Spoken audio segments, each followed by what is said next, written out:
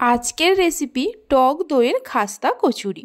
অন্যান্য যে কোনো কচুরির থেকে খেতে অসম্ভব ভালো লাগে।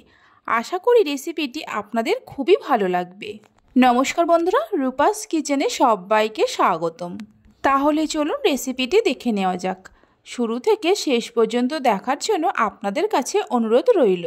প্রথমে একটা বাটির মধ্যে নিয়ে নেব 1 বাটি ময়দা। ওজন হিসাবে 150 গ্রাম ময়দা আছে। ওই বাটির 1 বাটি আটা নিয়ে নেব।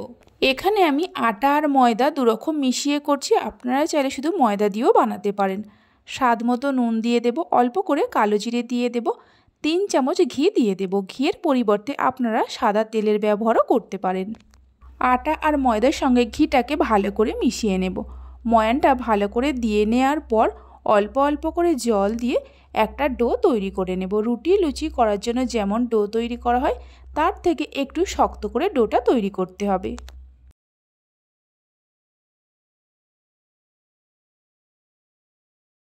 আটা আর ময়দাটাকে মেখে নেওয়ার পর অল্প একটু সাদা তেল এর ওপরে দিয়ে 10 মিনিটের জন্য ঢাকা দিয়ে রেখে দেব। আপনারা চাইলে এর থেকে বেশি সময়ের জন্যও রাখতে পারেন।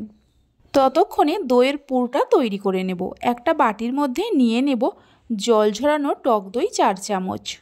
1 কাপ টক দই নিয়ে একটা ছাঁকনির মধ্যে 20 থেকে 25 মিনিট রেখে দিয়ে ভালো করে জল ঝরিয়ে নিয়েছিলাম। এবার টক দইয়ের মধ্যে দিয়ে দেব 1 চামচের 3 ভাগের 1 ভাগ গোলমরিচ গুঁড়ো, অল্প একটু লঙ্কার গুঁড়ো, হাফ চামচ ভাজা জিরের গুঁড়ো, স্বাদ মতো নুন আর 1 চামচ গুঁড়ো চিনি। চিনিটা চাইলে আপনারা আরও একটু বাড়িয়ে বা কমিয়েও দিতে পারেন। কচুরির মধ্যে আপনারা কতটা মিষ্টি খাবেন সেই মতো চিনির ব্যবহার করবেন। সব কিছুকে খুব ভালো করে মিশিয়ে নেব। সব কিছুকে ভালো করে মিশিয়ে নেওয়া হয়ে গেছে। দইয়ের পুরটা তৈরি হয়ে গেছে। দইয়ের পুরটা এইভাবে রেখে দিয়ে যে আটা আর ময়দাটা মেখে রেখেছিলাম আরও মিনিট 2-3 সময় ধরে একটু মেখে নেব। এবার এটা থেকে ছোট ছোট করে লেচি কেটে নেব। লুচি করার জন্য যেমন লেচি করা হয় তার থেকে একটু বড় সাইজের লেচিগুলো কেটে নিতে হবে। লেচিগুলো কেটে নেওয়ার পর একটা করে লেচি হাতের মধ্যে নিয়ে ময়দার গুঁড়ো ছড়িয়ে একটু গোল করে নিয়ে তারপর একটা বাটির শেপ দিয়ে নেব।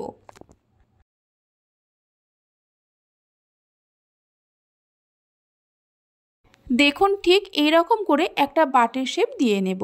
তারপর এর ওপরে অল্প করে একটু ময়দার গুঁড়ো ছড়িয়ে দেব।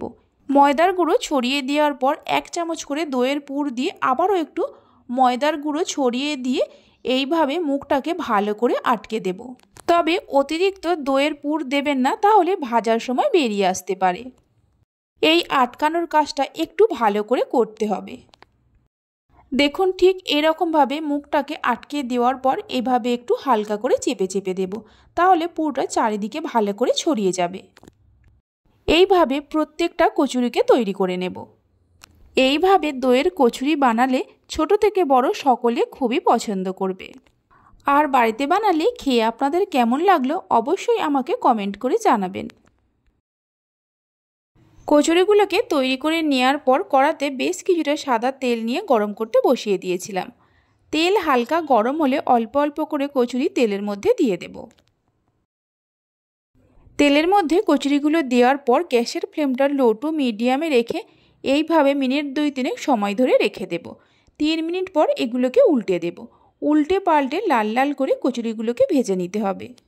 2-3 মিনিট ছাড়া ছাড়া এইভাবে উল্টে পাল্টে দিতে হবে। এগুলোকে হাই ফ্লেমে ভাজতে যাবেন না, তাহলে ওপরটা খুব তাড়াতাড়ি লাল হয়ে যাবে আর ভেতরটা কাঁচা থেকে যাবে। কচুরিগুলোকে ভালো করে ভেজে নেওয়া হয়ে গেছে।